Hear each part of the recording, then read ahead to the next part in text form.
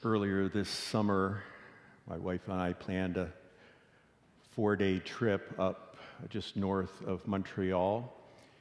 We were going to start in St. Jerome and catch a shuttle 200 kilometers up to Mount Laurier in the Laurentian Mountains, and then we would bike for 4 days, this 200-kilometer bike path, doing about 50 kilometers each day. When we were in the shuttle going up, it was raining, and it was cold, kind of dark out. We disembarked at the train station in Mount Laurier, probably about 60 bikers, 2 different shuttles, and using the one bathroom they had, or I think there's 2, went to the bathroom, came back out, and I'm under the, kind of like a pavilion, and I'm looking around, and all the bikes that everybody has are about $2,000 to $10,000, high-end bikes, right? And then there were some older folks, a few older folks than my wife and I, but they had electric bikes. I'm looking around, and they are all putting on their rain gear. The windbreakers, the pants, got the gloves, even a little thing to go over a bike helmet, if you can believe it. And here am I in my shorts, a t-shirt, and my flip-flops. Now, I like to think of myself as a pretty tough guy, but I'm looking and thinking, because I don't usually like to wear a jacket in the summer, but I'm thinking, I don't think I'm going to make it. And it was supposed to be 50 kilometers, but at the end of the day, going to our inn, it was about 60 kilometers. I don't think I'm going to make it. It's so cold, and it's raining. And so just as we started, for a lot of the trip, it was in the mountains, so there wasn't a lot around other than mosquitoes. But for most of the trip, there was nothing. But here at the beginning, there was a dollar store. So my wife went into the dollar store and got 2 deluxe rain ponchos for $3.50. We had splurged. It was a lifesaver, at least covered the top. So we are biking 40 kilometers, and the most we'd ever done at a time was 30. We did it one time. But we had some couples from this church say, "Oh, this bike trip, you'll enjoy it, it's fun." Read a review in the Record, and this woman, "Oh, it's just a great trip." Okay, so 40 kilometers in, it just starts to rain, and it's coming down. And we're tired, we're kind of almost dehydrated, and haven't eaten for a while. We're just like 20 more kilometers to go. And at this point, I had to stop about every 5 kilometers because there was a certain part of my body on the seat that got sore, and I had to get off my bike and stretch. And that's what we did all along until the 40-kilometer mark, where my wife wouldn't stop. The last 20 kilometers in the rain, she was a machine just going for the destination. Now, that machine broke down and crashed at the end, but she was a machine. We get eventually to our inn, climb up the stairs. I put the suitcase down on the floor, and I was just like this. Couldn't move. I was like frozen. Everything in my body hurt, and I just literally stood there, not moving for a while. I look at my wife, and she is there just like this, and neither of us are moving. We were wondering if the next day we'd be able to continue. Well, let's talk about it in the morning. So the next morning we got up, it was sunny out, so we did another 50 kilometers that day. It took us to Mount Tremblant. In Mount Tremblant, where we were, there's the lake there, I think Lake Mercer was there, and it was hot out, and I thought, I'm going to go and cool off in the water. So I go into the lake, and while I'm in the water, I notice that there's nobody else in the water. Everybody's like on the dock or on the beach because the water was cold. And I'm in the water, and I always, I tell my kids, hey, mental toughness. You need to exercise mental toughness. So I thought, okay, I'm going to do this. So I'm in the water, swimming lengths back in the freezing cold water. I come out, and on the way back to the inn, this is what I was thinking, and I kid you not, I'm thinking I'm like a rock star. I'm like in my 50s, And I am so strong. 110 kilometers, swimming in cold water. What's next? The next morning, like a few hours later, I'm curled up in bed and I can't move. And we think it was food poisoning, not sure what it was, but I'm just like, there's no way in the world I could bike. Go down the steps eventually, and eventually we got a shuttle that shuttled us to where we were supposed to bike to on the third day. And eventually I got well enough that the fourth day we could do that last little stretch.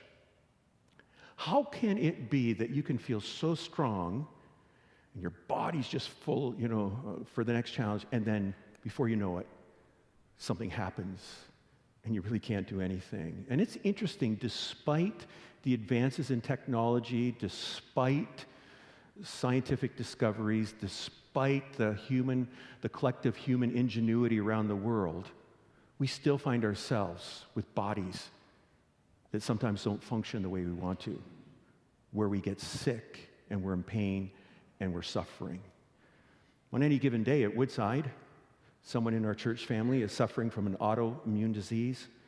Someone is suffering from arthritis. Someone has a hip replaced or a knee replaced or both replaced. Someone's struggling with diabetes. Someone has got fibromyalgia. Someone has migraines. Somebody else has just had a stroke. Somebody's had a heart attack. Somebody's had a bypass. Somebody's had a treatment and radiation or chemo. When I had diverticulitis, I spent 7 days in the hospital. And after that, a bunch of people from Woodside said, hey, I struggle with the same thing. And so the question today we want to ask as we continue in this series, we're looking at the book of Psalms, 150 songs. It's a songbook for the people of God. Can we, when we experience pain and suffering, can we sing? Should we sing? It's hard to sing, is it not, when we have pain and suffering? If you're here and you have a prolonged illness or you have experienced chronic pain, it's not so easy to sing. Can you sing? Today we're going to look at the psalm that was just read, Psalm 6, and we're going to see David in the midst of his pain and suffering singing to God. And I divided this psalm up into 2 verses, and if you're following God, you need, as you journey through life, to sing these 2 verses. So may God speak to you today. Verse 1, David writes or sings, Lord, do not rebuke me in your anger or discipline me in your wrath. Lord is the Hebrew name for covenant God. So David is saying, God, this one I'm in relationship with, be gracious to me. Now, we don't know why David was suffering. We don't know his pain. He wasn't experiencing simply a flu or a cold. He had some pain that was significant in his life. We don't know what life event that was attached to. But we do know it caused him to call out to God. Why do we experience pain and suffering? Well, in David's day, like in Jesus' day, it was you were being punished by God. Or it was simply a sign that you were not blessed of God, or it was a sign that you are weak. And Jesus dignified the suffering, so we know that that's not the case. Sometimes we're sick because of our behavior. If I drink a lot of alcohol throughout my life, I'm going to experience something with my liver. There's going to be a problem there. But there's other people who don't touch a drop of alcohol, but yet have a problem with their liver. So sometimes it's connected to our behavior, but there's other times it's simply because we live in a fallen world. So our sickness, sometimes we don't know why we're experiencing what we are experiencing. But like David, we're like, Lord, be gracious to me. And then David begins to sing. Verse 1, what does he sing? He sings his pain and suffering to God. When you are suffering, you need to sing it to God. You need to sing your pain to God. In fact, if you have a Bible in the superscription, you will see that this is a psalm of David for the director of music with stringed instruments. So this was sung by the people of God. So he's singing his pain and suffering. So let's look at verses 2 and 3. Have mercy on me, Lord, for I am faint. That faint literally means I'm withering away. Heal me, Lord, for my bones are in agony. He's talking about his physical pain and suffering. My soul is in deep anguish. How long, Lord, how long? He's talking about his spiritual pain, that he's suffering spiritually in his inner person. And please understand, we need to please understand this, that when we experience physical pain because we're integrated as human beings, our physical pain affects us mentally, emotionally, relationally, spiritually. And pain, when it's really acute or it's chronic, it has a way of taking over, kind of shutting everything else down in our life. And we're just kind of like shaken to the core with this pain. It can just become all-consuming. And so David is saying, Lord, you see my physical pain. And Lord, you see my spiritual pain. Heal me. When we experience that kind of suffering, it is so easy, that can so easily lead to depression. It can lead to anxiety. It can lead to fear. So mentally, emotionally, we're just getting whacked around, but it also affects us spiritually. How long, Lord? How long? David is crying out to God, God, why are you neglecting me? Why aren't you healing me? And when we don't get healed, we're struggling, God doesn't answer the way we want right away. It causes us to doubt his love, his goodness. God, do you really love me? It causes us to doubt his greatness, his power. God, can you really do something and heal me? And there's that tendency, those doubts, to drive us from God. We're confused. How long, Lord, is this going to go on? Have you been confused in your life with suffering?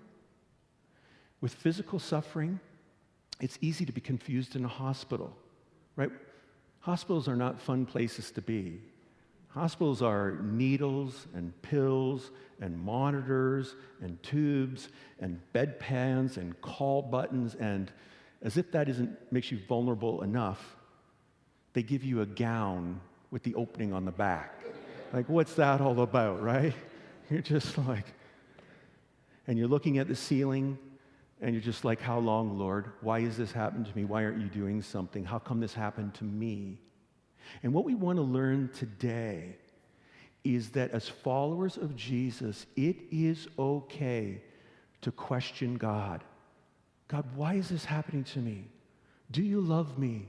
Are you strong enough? It's okay to be down. It's okay to be sad. It's okay to cry. It's okay to struggle. It's okay to be afraid. In fact, if you look at the Songbook, the 150 songs, one section of the Psalms are categorized as praise psalms. Oh, God, praise you for your creation, and we're wonderfully made. Part of the Songbook, and category 2, are thanksgiving psalms. Oh, God, thank you that you saved me from all my sins. But over a third of the Songbook is filled with what we call lament psalms. Why, God? How come? And where we are deeply burdened and grieving. And we not only see that it's okay to cry and part of our experience, God's not going to strike us down. We don't only just see it in the Psalms, but we see it throughout the Old Testament. So, for example, Jeremiah, prophet of God, God, I wish I was never born. And God, you did this to me, and he accused God of a number of things. And then Job, right? We go to the book of Job, and we find he's in such bad shape that his wife says, curse God and die. And he's not going to do that, but he struggles along the way. And what so often can happen with pain, because it affects us mentally, emotionally, is that we, with that pain, in time, it can begin to give us inaccurate thoughts about God and inaccurate thoughts about ourselves, so that we find ourselves saying, like Job said, God, you're out to get me. You're against me. God, my prayers are pointless. You don't listen to me. And God, I'm better off dead. So we find that throughout Scripture, people struggling in their pain. Jesus, it tells us, was overwhelmed with sorrow to the point of death. In fact, you will find in your Bibles that there was a ritual that accompanied this time of lament. They would put ashes on their head, they would wear sackcloth, and they would weep and fast. So it is healthy, it is good to lament. So if you're suffering from pain and sorrow and suffering, it's okay to be in that place. Now, David calls out to God to heal him. Can God heal us? Yes, he can. He's a God who can heal.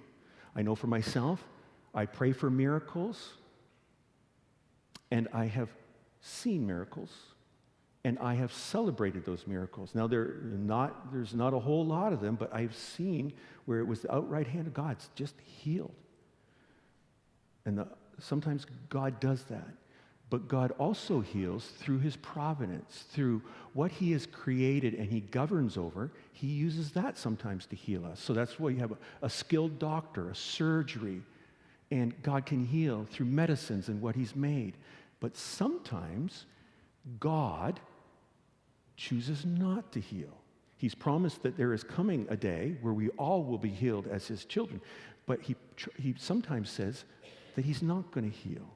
And I want to remind you that the name it and claim it, the health and wealth message that we still sometimes hear in our world does not only cause people to become disillusioned, you don't have enough faith, but it's not biblical. Paul, a man of faith, asked God 3 times to take away his thorn in the flesh. We believe that was a physical ailment of some sort. God, heal me. He didn't. Timothy was sick. God didn't heal him. Trophimus was sick. Paul had to leave him in Miletus because he was sick. So at times, God chooses not to heal. So we call out to God for healing, believing he can. But if we don't experience it, sometimes we're in this dark place. That's where David is. He continues to sing in verses 4 and 5. Turn, Lord, and deliver me. Save me because of your unfailing love. Among the dead, no one proclaims your name. Who praises you from the grave? So David says, save me, Lord, because of your unfailing love. The word there is hesed. It means his loyal love, steadfast love, faithful love, his never stopping, never giving up, unbreaking, always and forever love. David says, God, we have a relationship. You love me. I know that. You're never going to stop not loving me. So save me. Heal me. So David begins with reasoning, you love me, but notice he moves to bargaining with God. God, can we just pause here for a moment and do the math? Okay, you made me to praise you all the days of my life. God, look around. There's a lot of people not praising you, but I'm praising you. But if you don't heal me, I'm going to end up in the grave. The dead aren't praising you. So God, it's probably in your best interest to heal me so I can praise you. Anybody else bargain with God? I've done it a number of times, right? God, if this, then that. Bargaining with God. David continues in his song, verses 6 and 7. I am worn out from my groaning, right? He's just emotionally spent. Okay, I've just been just done. All night long I flood my bed with weeping and drench my couch with tears. All night long, instead of sleeping, his mind's racing. He's got insomnia, weeping. My eyes grow weak with sorrow. They fail because of all my foes. My eyes, not just because I'm getting older and having problems, they're getting dim, but Lord, all the crying because of these adversaries around me who are leveraging my vulnerability. That's just like I'm having a hard time seeing. And just a note there, that pain impacts our relationships. For David, he had antagonists, people that were out to get him, that furthered his situation, caused further pain in his life. They were tweeting him, right? David, you deserve this. You're a sinful person. They were emailing him, all caps, right? David, you're getting what you deserve, right? Now, you may not have people and adversaries doing that to you, but if you are suffering with prolonged sickness or illness or chronic pain, it impacts your relationships, especially if you're married, and it can either draw you closer together, what God wants, or it can drive you further apart. Because if one person has chronic pain, it can be so consuming, and the other person, it's hard. It's another thing in the relationship. And then the person with the pain can see the other person, and do they fully understand? Do they get what I'm going through? And so it can cause pain. And so David is saying, I've not only got my physical pain and my spiritual pain, but I've got my relational pain as well. So I want to encourage you today, when you're going through hard times of suffering in the pit, to sing out to God your pain and your suffering. In the pit, it's okay to have messy prayer. In the pit, it's okay for you to moan and groan and cry. It's okay for you to plead and for you to bargain. God's not going to say, listen, okay, if you just ask me one more question, if you just talk anymore, I'm walking. I'm done with you. Okay, God doesn't do that. It's okay to not have everything together. It's okay to be weak and weary. It's okay to look like a mess. So when we go through things, there's a place for singing that. But David sings the second verse. And you'll find this in the Psalms. When you read the Songbook, you'll often in these lament psalms find the psalmist prostrate on the ground or in a fetal position, kind of like just, I can't go on. And then they stand up and they say, I can go on. I can face tomorrow. And in a number of the lament psalms, it's a progression here. It's almost like abrupt. David is just, he's pleading and crying and everything's so bad. And then we find verse 2. What's verse 2? He sings his trust in God's unfailing love for him. You need to sing your trust in your pain of God's unfailing love for you. Look what he writes in verses 8 and 9. Away from me, all you who do evil, for the Lord has heard my weeping. The Lord has heard my cry for mercy. The Lord accepts my prayer. David gets up and he says, I can go on because the Lord has heard my prayer. He accepts my prayer. Now, nothing's changed in his life. He's still got everything as it was, but David knew the character and the promises of God. And so he gets to the point where he says, this is horrible, but God, you hear me. And so by faith, in confidence, I'm getting up and I'm facing another day. And that's the choice we all have to make when we are in pain and suffering. Am I going to turn to this God, believing what he said in his word, and that he is a God who loves me? Or am I going to turn away from me, believing that if he really loved me, then he would have done something, so I don't really care anymore. I'm stopping everything. We've got to make that choice. We have to choose whether we're going to listen to his voice as the loudest voice in our life, that God says, I'm sovereign over your suffering. I see you, I know you, I care. We can listen to that voice, or we can listen to the voice of pain that's screaming, that says, God can't help. God can't be trusted. Look at yourself. We've got to make the choice.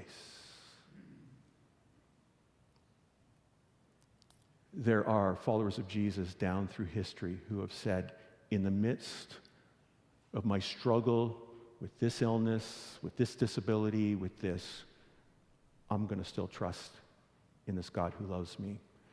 And one of the best examples in my life that I've seen is Johnny Erickson Tata.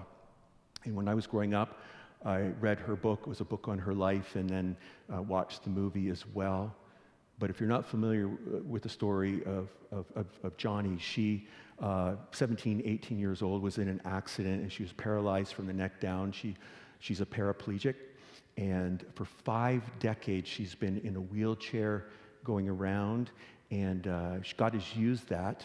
She has a ministry to the disability community around the world. In fact, before the war in Ukraine, her ministry was over there, and they get Bibles to people with disabilities and wheelchairs to people with disabilities. She brings the love of Christ to them.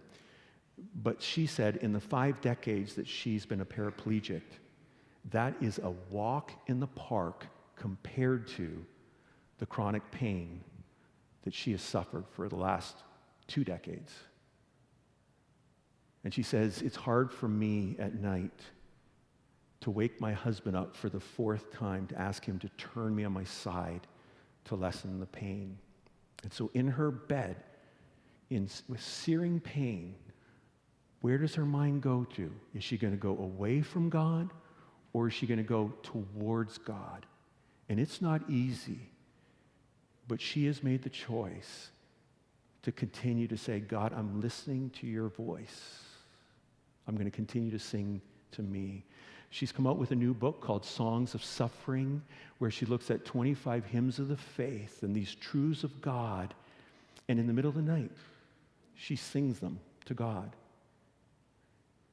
One particular song is Standing on the Promises of God, my Savior. And she literally can't stand. She's in bed, can't move with pain. But she says, on the inside, I'm standing on God's promises, on the promise that God is for me and not against me.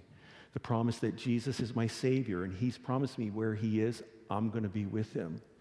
I'm standing on the promise that Jesus is alive, that sin and suffering doesn't have, and this disability doesn't have the last word in my life.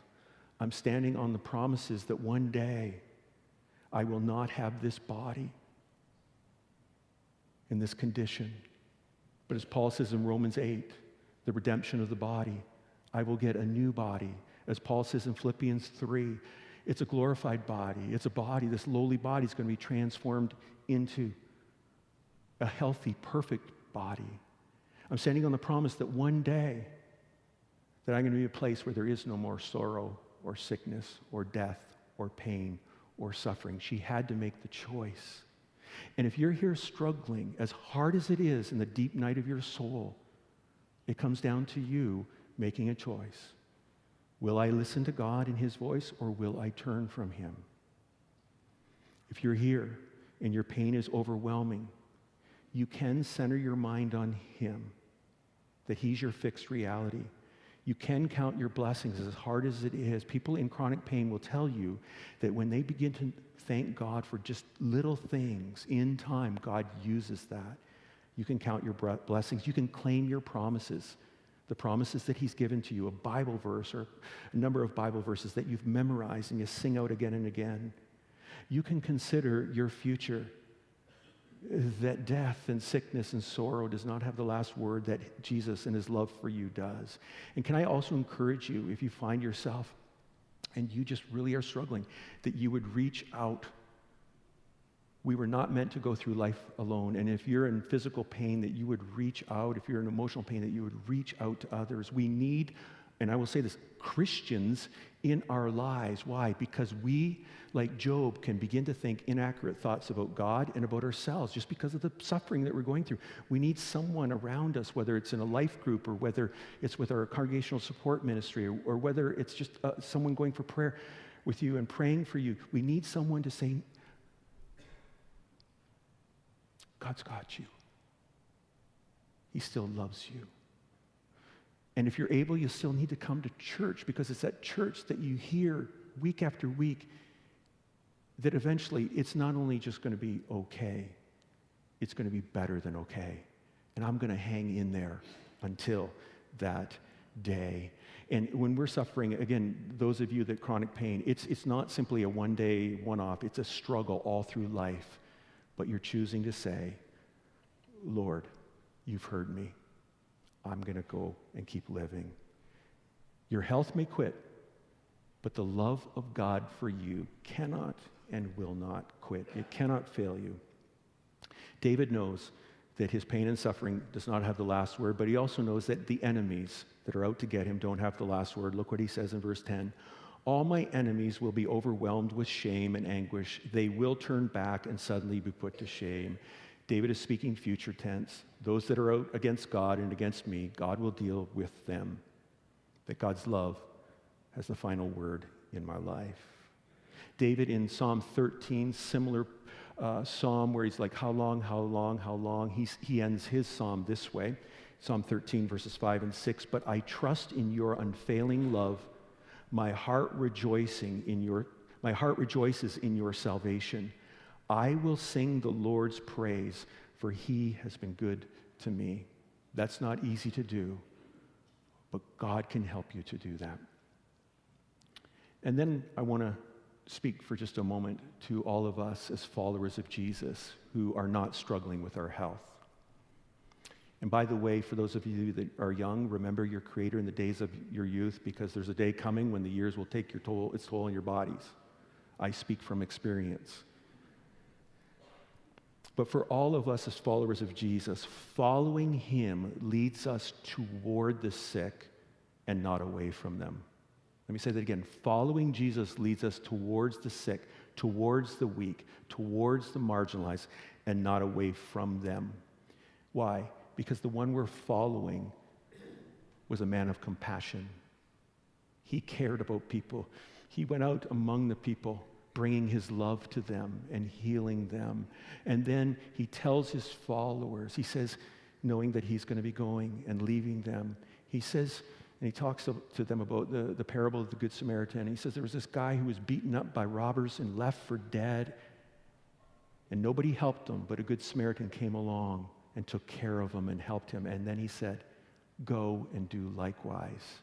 And then another parable, the sheep and the goats, he says there's this king who returns and to his people, and he wants to reward them. And he says, I'm rewarding you because you cared about me. You visited me. You looked after me when I was sick. And his people said, when did we see you sick? When did we visit you? And he said, when you did it for the least of these, of mine. That as followers of Jesus, we care about people who are weak and sick. In the first century and the centuries after Jesus, those followers obeyed him. And they changed the Roman Empire. Because in the first century, in the Roman world, but in the whole known world, what was practiced that was common was infanticide. So that if you had a child that was weak, or you had a child you didn't want, it was a struggle for the fittest, that you would just abandon your child to the elements. And so these Christians would go around caring for the weak and the abandoned, and they brought them into their homes. They were a light in that dark world. Fast forward 2,000 years later, and Richard Dawkins, an atheist, responding to a woman on Twitter who said, you know, she was struggling with the dilemma that if she should be pregnant and had a child with Down syndrome, what should she do? And his response, abort it and try again. It would be immoral if you had a choice to bring it into the world. And we're kind of shocked by that statement. But that was common. Why are we shocked today? Because followers of Jesus changed the world. Not only did they bring the weak into their homes and care for them, but if you look at history, the 4th, 5th, and 6th century, public hospitals were started by Christians. Fabiola, she was a woman in Rome. She started the first public hospital in the West. She had money and she funded it, but she was also in the street helping the sick and the poor. Christians doing that down through the centuries. That's what we're called to do. In fact, Friedrich Nietzsche, another atheist, some of you would remember him with the quote, God is dead. But Friedrich Nietzsche spoke of the poison of pity. And he said, you know, the laws of evolution, these Christians that are taking care of the weak, that they're thwarting the laws of evolution, the law of selection, that nature selects the strong and eliminates the weak. And the Christians were doing a bad thing. If you're a young person today, you may hear that Christianity is oppressive, and there are people that misrepresent Jesus, but Christianity is about one who cares. And around the world, there are Christian ministries today all over the world who are caring, just doing the work of Jesus without any fanfare. So I don't know what that looks like in your life, if it makes me a phone call or getting together with someone that's ill or encourage them with a card. Here at Woodside, maybe it means in the future that you would join the prayer team and pray for someone that's sick. Maybe it means helping out with Friendship Club, where we have a night where adults with disabilities, you can come alongside of them. Maybe it's considering our care support team. There's so many ways you can become involved. Maybe it's just, you're giving to these causes, but you have a heart that cares about people that are going through pain and suffering. So I want to ask you, if you're suffering, will you today say, Jesus, I'm going to sing your song. It's so hard, but I'm going to keep trusting you. Would you make that commitment, that recommitment today? And then for those of you that aren't suffering, will you say, Lord, use me? Would you be used of God in that way? In just a few moments, we are going to have anointing with oil. We've done this before at Woodside, and at the end of the service, after the service, just to my left through the doors, where we will anoint someone with oil. So why do we do this? Well, in James chapter 5, James says, if any of you are ill among you, to call the elders, and they will pray over you and anoint you with oil in the name of the Lord, and the prayer of faith will save you. So this is an act of faith where we believe if you're struggling with some prolonged illness or some suffering in your life, that you would come and we anoint you in the name of the Lord. And he can heal right away. It may be a future day, but it's an act of faith. And so we are going to practice that and do that after the service. So if you like, you can make your way there. But before we do that, I'm going to invite the worship team to come, and they're going to lead, and they're going to sing a song, and it's called Blessings. It's by Laura Story. And she wrote this song just over a decade ago. And Laura found herself in that dark place, the pit. Her husband, they were both young. Her husband was just diagnosed with a brain tumor, and God wasn't answering her prayers. And she was questioning God when her sister, I believe it was her sister, said, Laura, maybe God is going to do something through this. And you don't know what it is, but will you trust him?